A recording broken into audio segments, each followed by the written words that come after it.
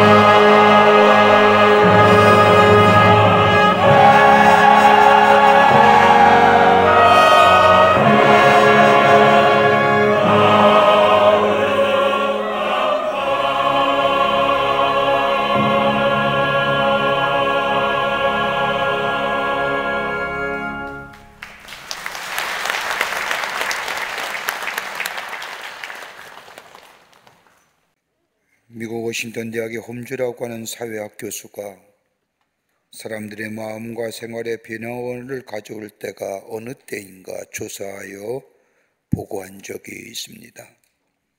사람들의 마음에 가장 큰 변화를 주는 시기가 어느 때인가 그 수치를 100으로 놓고 조사를 해봤더니 사람의 마음속에 가장 큰 변화 100이라는 수치를 가져다 주는 그 사건은 다름이 아니라 함께 했던 배우자가 죽었을 때라는 겁니다. 같이 함께 동고동락을 했던 배우자가 사별을 했고 세상을 떠날 때에 사람의 마음속에 가장 큰 변화를 가져다 준다. 그게 100입니다.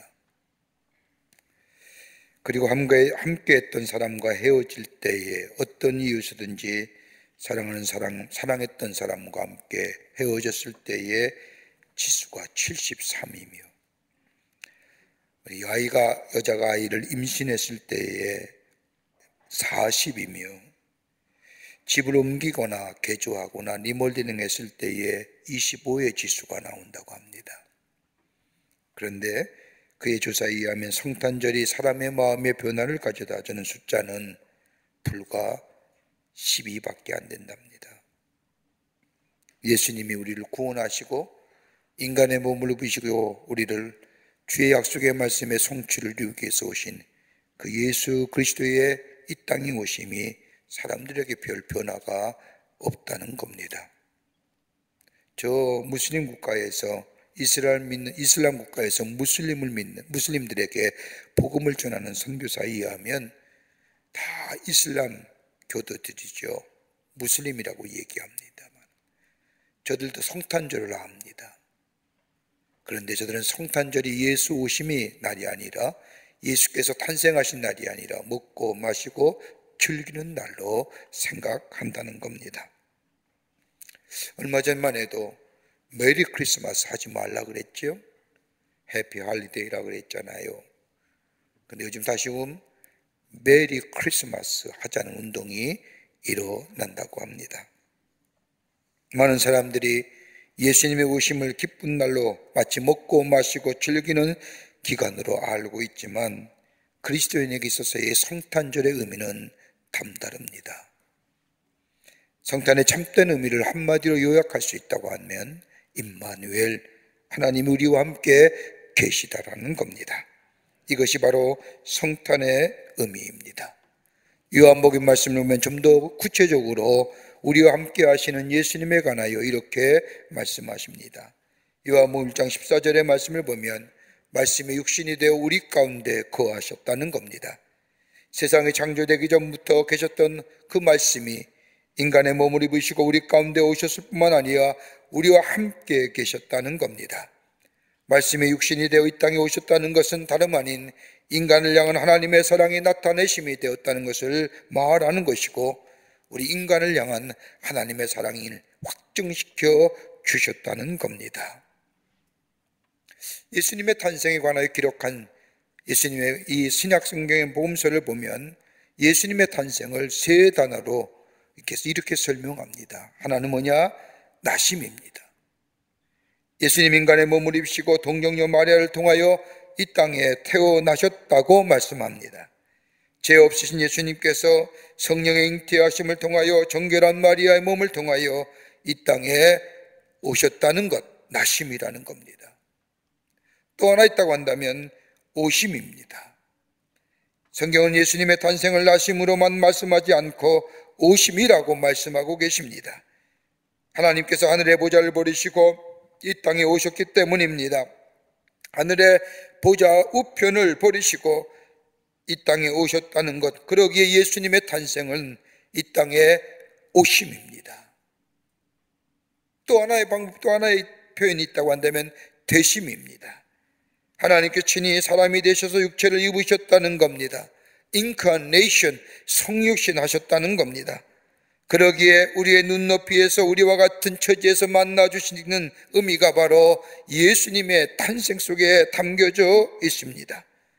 그러기에 예수님의 이 땅에 오심은, 예수 그리스도의 탄생은 어떤 한 사람의 성자나 어떤 사람이 태어난 차원의 이야기가 아니라 예수 그리스도의 탄생은 하나님의 계시적인 사건이고 신앙적 사건이며 더 나아가 우리를 사랑하시는, 행동하시는 하나님의 모습이 이 성탄의 의미 속에 담겨져 있습니다. 오늘 본문의 말씀은 우리가 잘 알고 있는 말씀 가운데 하나의 이야기입니다. 동방의 박사들이 별을 보고 찾아와 아기 예수님께 경배했다고 기록한 말씀입니다. 이 전후의 말씀을 보면 예수 그리스도의 탄생이 얼마나 스릴이 넘치고 얼마나 따임막한 말씀인가를 깨닫게 됩니다. 이후의 말씀을 보면 헤롯 왕의 피해 핍박을 견디지 못해 이 모세과 마리아가 아기 예수를 낳고 애굽으로 피난 가는 이야기가 그 뒤로 이어집니다. 오늘 본문의 말씀을 보면 일평생 별을 보고 연구하는 동방의 박사들이 이상한 별 하나를 보고 그 별을 따라 예루살렘까지 오게 됩니다. 고대에 의하면 큰 별이 나타났다는 것은 그 당대의 최고의 왕이 태어나심을 예언하는 별로 여겼더니 동방의 박사들은 이 별을 따라 예루살렘까지 옵니다. 유대의 위대한 왕이 태어났음을 믿었던 동방의 박사들은 당시 유대 왕이었던 헤롯에게 찾아가 유대의 왕으로 나신 이를 경배하러 왔다고 말하면서 그 장소를 가르쳐 달라고 부탁합니다. 그 증거로 오늘 마태복음 2장 6절 말씀인 유대 땅 베들레헴아 너는 유대 고을 중에 가장 작지 아니하도다 내게서 한 다스리는 자가 나와서 내 백성 이스라엘의 목자가 되리라. 미가서 5장 2절의 말씀을 말하면서 베들레헴이 어디며 태어나신 왕께 경배해 달라고 헤롯에게 부탁을 합니다. 이 말을 들은 헤롯은 자신의 주변을 아무리 살펴보아도 왕으로 태어날 사람이 없음을 보고 기이 여겨 다시 동방의 박사들을 불러 묻습니다. 그러면서 말하기를 나도 태어난 아기에게 경배하러 가기를 원하니 먼저 가서 경배하고 그런 후에 나에게 찾아와서 태어난 장소를 가르쳐 달라고 부탁을 합니다. 동방의 박사들이 베들레헴에 내려가 탄생하신 예수님을 경배한 후에 자기애들이 가져온 가장 귀한 것들을 예수님께 드리고 그리고 성령께서 지시한 것을 따라 자신들의 고향으로 돌아갔다는 이야기가 오늘 본문의 말씀입니다. 이제 예수님 우리 가운데 오십니다. 마치 별을 보고 찾아온 사람들처럼 별을 보고 찾아와 예수님께 경배했던 저 동방의 박사들 왜 그랬을까요? 왜 별을 보고 그 먼 길을 마다하지 않냐고 와 예수님을 경배하며 돌아갔을까요? 오늘 본문의 말씀을 통해서 함께 말씀을 나누며 은혜 받고 그 주님 모시어 우리 안에 다시 한번 예수 오심의 기쁨을 누리시는 여러분과 저와 되기를 주의 이름으로 축원합니다. 그 첫 번째가 참된 생명의 주로 오시기 때문입니다. 참된 생명으로 이 땅에 오시는 예수님이십니다. 오늘 본문의 말씀을 보십시오. 동방으로부터 박사들이 예루살렘에 이르러라고 말씀합니다. 동방에서 박사들이 아기 예수의 탄생을 알고 찾아왔다는 겁니다. 여러분, 예수님이 이 땅에 오심은 단순히 유대 나라의 왕으로 오신 분이 아닙니다. 나라를 잃어버린 유대의 종족들에게 정치적인 회복이나 경제적인 회복을 위해서 오시는 분이 아닙니다. 예수 그리스도의 이 땅에 오심은 바로 온 인류를 위한 우주적인 사건이고 세계사적인 사건이라는 겁니다. 그러기에 동방의 박사들이 저 바사와 페르시아 지역에 살던 저 동방의 박사들이 그 먼 길을 마다하지 아니하고 예수님께 찾아와 경배했다는 것은 다름이 아니라 인류를 구원하시기 위한 예수의 탄생은 하나님의 계시적 사건이라는 겁니다. 여러분, 정치와 종교, 인종, 문화 모든 제도를 초월하여 인류를 구원하시는 하나님의 구원의 방법, 그러기 요한복음 3장 16절의 말씀처럼 하나님의 세상을 이처럼 사랑하사 독생자를 주셨으니 누구든지 저를 믿는 자마다 멸망치 않고 영생하리라고 하는 이 약속의 말씀을 이루시기 위해서 누구든지 저 얼굴색이 달라도 저 언어가 달라도 저 피부색이 달라도 누구든지 예수를 믿기만 하면 구원을 얻는다고 하는, 영생을 주신다고 하는 이 약속의 말씀의 성취를 위해서 우리 예수님이 인간의 몸을 입으시고 이 땅에 오셨을 뿐 아니라 사람이 되셨고 죄인의 몸으로 죽으셨다는 겁니다. 이게 성탄입니다. 예수를 영접하는 자마다 우리에게 참된 생명을 주시기 위해서 제가 몇 해 전에 러시아에 갔을 때에 러시아에 가서 잊혀지지 않는 사건 하나를 경험하게 되었습니다.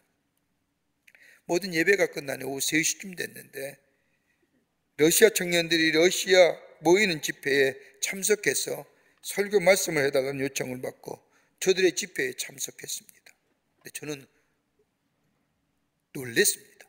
얼마나 뜨거운지.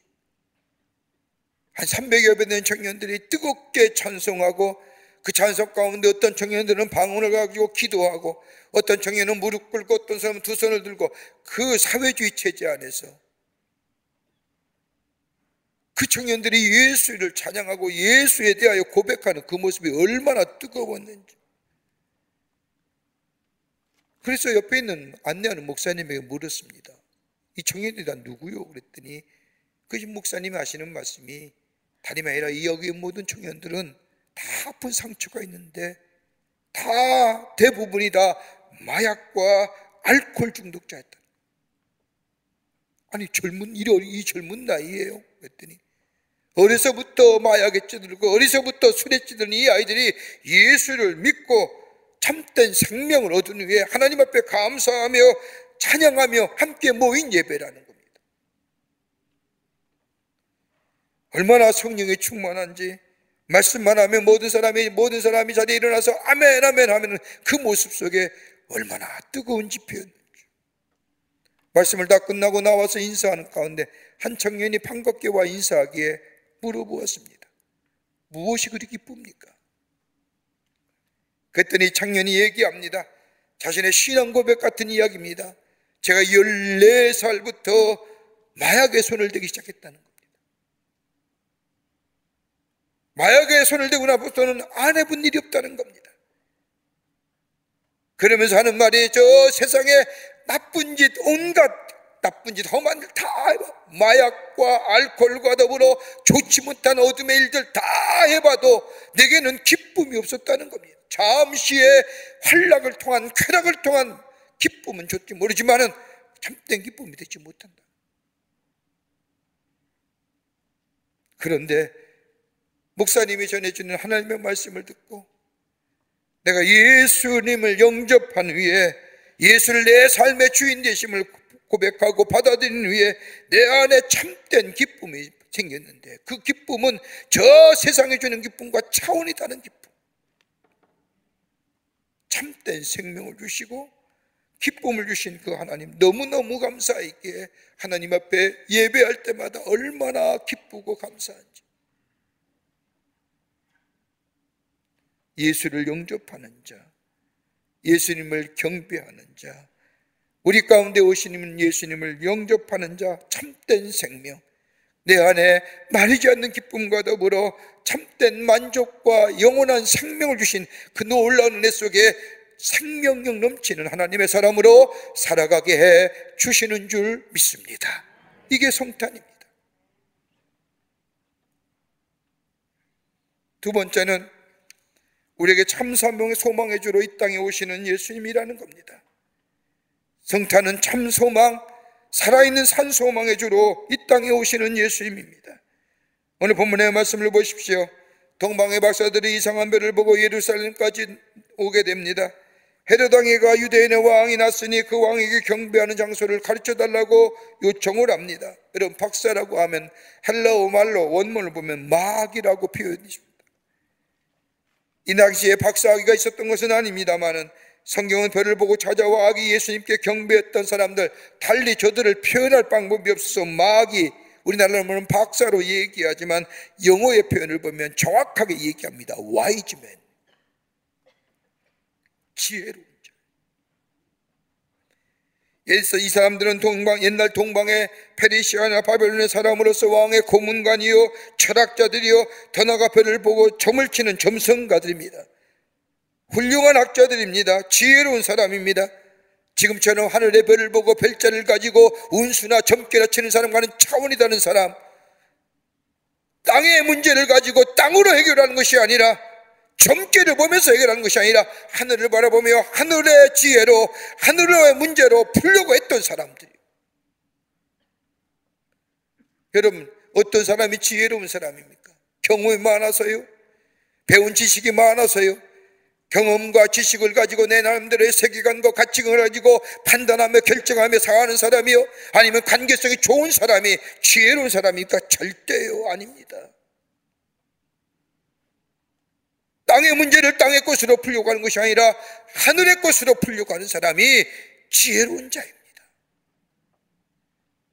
하나님을 바라보며 하나님의 지혜를 구하며 하나님의 도우심을 구하며 하나님이 주시는 은혜를 구하며, 그리고 그 은혜와 그 지혜 관점으로 땅의 문제를 바라보며 문제를 해결하려고 하는 사람, 이런 사람이 와이즈맨. 그러기에 지혜의 근본은 하나님이라는 얘기가 이 얘기예요.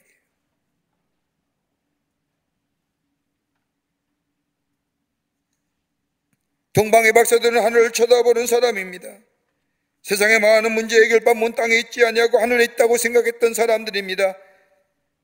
그러기에 이 동방의 박사들은 하늘을 쳐다보다가 하늘의 신비에 취입되어 있다가 별을 보게 되고 하나님의 음성을 듣게 되고, 그리고 메시아의 사상을 생각해냅니다. 인류를 구원할 메시아임을 안 동방의 박사들은 예루살렘으로 걸음을 옮깁니다. 어떻게 이들이 메시아의 사상을 알았을까요?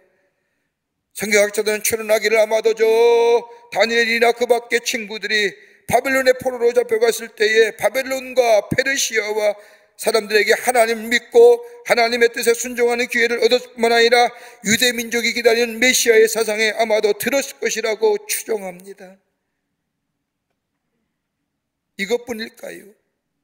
이들이 별을 보고 하나님의 음성을 듣고 저 동방에서 저 예루살렘에 저 베들레헴까지 오는 길이 쉬운 길이었을까요? 적어도 3명의 박사이기에 그와 따르는 수많은 사람들이 함께 동행했을 겁니다. 여러분, 가까운 거리도 아닙니다. 광야를 건너는 여정의 힘든 시간, 뜨거운 태양빛을 비아지게 밤에만 여행할 수밖에 없는 그 어려운 걸음, 위험하고도 어려운 길입니다. 그렇게 해서 유대 땅에 도달한 저 동방의 박사들, 베들레헴에 도착하여 아기 예수님께 경배하고 준비한 예물을 드립니다. 황금과 유황과 몰약을 드렸다고 성경 기록합니다. 여러분, 황금이 뭘까요? 황금은 왕에게만 드리는 예물입니다. 동방의 박사들이 황금을 예수님께 드렸다고 하는 것은 유대인의 왕이뿐만 아니라 온 인류의 왕 중의 왕은 오직 예수 그리스도가 되신다는 고백입니다. 유황을 바쳤다는 게 뭘까요? 유황은 제사에만 쓰이는 재료입니다. 제사장이 바치는 것이 유황입니다. 경배할 때 쓰이는 향료가 유황입니다. 동방의 박사들이 예수님께 유황을 드렸다는 것은 뭐냐? 예수님만이 제사장 되신다는 겁니다. 더 나아가 몰약을 드렸습니다. 몰약은 산 사람에게 쓸모없는 약입니다. 사람이 죽었을 때 식체에 바르던 것이 몰약입니다. 동방의 박사들이 몰약을 드린 것은 예수님의 죽으심을 의미합니다. 만백성의 구원을 위하여 죽으실 것이다 라고 하는 의미가 담겨진 이 예물을 예수님께 드렸습니다. 소망은, 살아있는 소망은 예수가 되신다는 고백입니다. 여러분, 우리의 소망이 어디 있을까요? 여러분, 지난 우리가 2년 동안 얼마나 힘들었습니까? 그전에도 우리의 삶이 힘든 삶이었지만 지난 2년에 코로나로 보이지 않는 미중이 같은 바이러스에 의하여 우리의 삶이, 우리의 사회가, 우리의 심지어 나라가 통제되어 가는 이 사회, 인간의 과학과 기술과 이성이 다 모든 것을 해결해 줄 것 같았고, 4차의 혁명 시대에, 인공지능 시대에 인간의 과학의 탁월성이 입증되어 인간의 삶이 윤택해지고 삶이 편안할 줄 알았지만 여러분, 지금 어떠시나요? 편안하신가요? 여러분, 바이러스가 보이나요? 그 바이러스가 우리의 삶을 다 통제하잖아. 나가지 마, 안 나가잖아요. 여러분, 교회도요, 바이러스가 통제해요. 막 성행하면 오늘 교회 안 가는 날, 좀 잠잠해지면 이번 교회 가는 날. 여러분, 이 땅에 소망이 있을까요?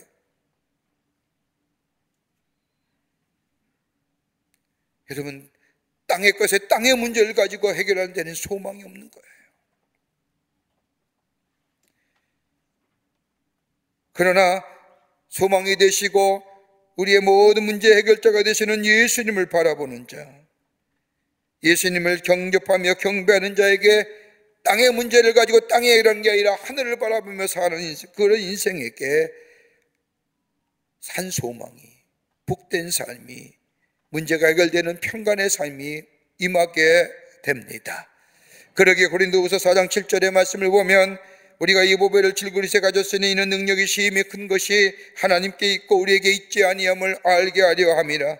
7그릇 같은 가치 없는 인간, 무의미한 인간, 깨지기 쉬운 인간, 그것에 예수 그리스도 보배가 담겨지게 될 때에 가장 귀하고 아름다운 보배로 바뀌는 것처럼 우리의 살아있는 소망 되시는 예수님이 내 안에 계실 때에 우리는 고린도서 4장 8절과 9절에 있는 말씀처럼 우겨싸움을 당하여도 쌓이지 아니하며 답답한 일을 당하여도 낙심하지 아니하며 핍박을 받아도 버림받지 아니하며 거꾸리됨을 당하여도 망하지 아니하는 보비로운 존재로, 하나님의 놀라운 은혜와 사랑을 경험하며 사는 존재로 살아가게 되는 줄 믿습니다. 이 소망, 이 주시기 위해서 우리 예수님이 이 땅에 오셨다는 겁니다. 끝으로 우리에게 능력의 주로 오시는 예수님이십니다. 능력의 주로 오시는 예수님이십니다. 오늘 본문의 말씀을 보면 동방에서 온 박사들이 유대의 작은 고을 베들레헴으로 향합니다. 아주 보잘것없는 작은 동네. 그런데 참된 생명과 소망을 주시기 위해서 예수님의 탄생은 저 베들레헴이라는 곳에 태어나셨습니다. 누구처럼 그 호화로운 궁전이나 거대한 집에 태어난 것이 아닙니다. 작은 말구유, 냄새나는 마구간, 모든 사람이 다 돌보지 않는 그런 외진 장소. 그러나 그 작은 베들레헴이 새로운 구원의 역사를 이루는 발생지가 되었습니다.